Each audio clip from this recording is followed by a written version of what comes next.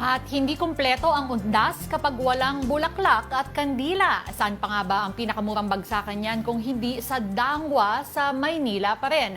Nagpapaprice check ngayon dyan ang ating mobile journalist Francis Orsio. Francis, bultuhan pa din ba ang bentahan dyan o may mga patingi-tingi lang din?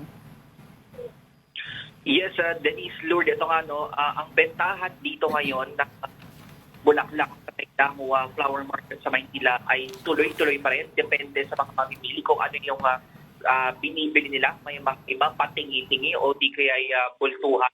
Ang pinakamabenta kasi dito ngayon din yung bulaklak na rados. Ito yung karaniwang inilalagay sa mga flower arrangement. Pero yung iba nga, ang gusto ay patingi-tingi na binibili at kaya nagkakahalaga ito ng 100 to 200 pesos per bundle. Bukod dyan, puso din dito at para sa mga pamimili ang bulaklak na carnation na nasa 200 pesos to 400 pesos per bundle. Depende rin yan sa kalidad at uri ng bulaklak.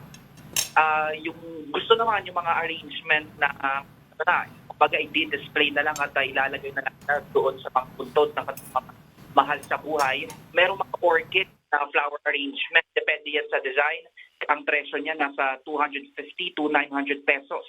Sa mga afford naman, yung mas magaganda at malalaking arrangement ng bulaklak na tinatawag na corona standing or yung regular standing arrangement, nasa 2,000 to 4,000 pesos yan. Habang yung mga iba pang bulaklak katulad ng roses, nasa 450 to 500 pesos. Yung Malaysian mums, nasa 300 per bundle. Yung sunflower, nasa 250 kada 10 piraso. Chrysanthemum na nasa 320 per dozen.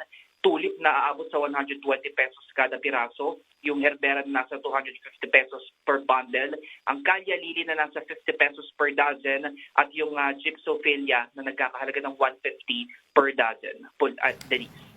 All right, thank you for the update. That was Mobile Journal Francis Orsio reporting from Dangwa in Manila.